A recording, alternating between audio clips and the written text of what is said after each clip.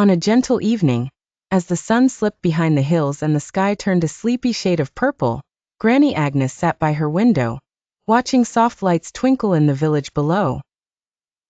She listened to the cheerful voices drifting on the evening breeze, and with a contented sigh, she picked up her wooden spoon and glanced at her magical pot, its silver rim shining faintly with leftover fairy dust. One frosty winter morning, Granny Agnes woke to find the village covered in sparkling snow. The children tiptoed from their houses, giggling and shivering, while parents whispered about the cold. Granny Agnes knew just what to do. She placed her pot on the stove, sprinkled it with a little extra fairy dust, and said her special words. Soon, the magical smell of warm porridge floated through the air.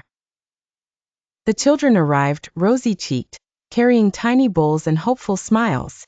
Granny Agnes served each one with care, making sure everyone had enough to chase away the chill. After breakfast, the children gave Granny Agnes a hand-painted card that read, "Thank you for your warmth and kindness." One afternoon in spring, a traveling musician passed by the cottage and played a gentle tune for Granny Agnes. Moved by his music, she welcomed him inside and offered him a bowl of porridge. The musician played his violin for the whole village, filling every heart with joy and gratitude. He left behind a song he'd written for Granny Agnes, which she would hum softly while making porridge for her friends. As Mary grew older, Granny Agnes taught her the simple magic behind the porridge.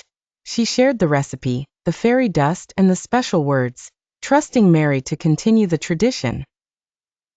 Soon, Mary was sprinkling fairy dust herself, smiling at each new friend who visited the cottage. She even added a dash of cinnamon and a swirl of honey, making the porridge taste extra sweet and comforting.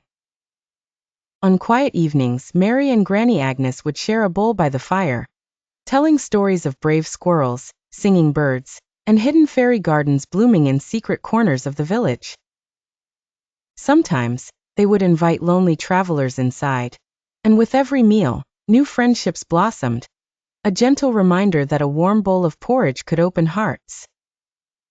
When Granny Agnes felt tired, Mary would call on her friends to help stir the pot and serve neighbors in need, spreading kindness like seeds in the spring.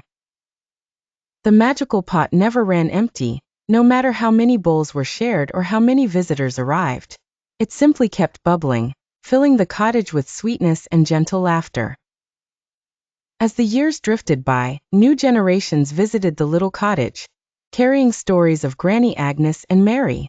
Some arrived with little jars of fairy dust, ready to learn the simple magic and add their own touch of love.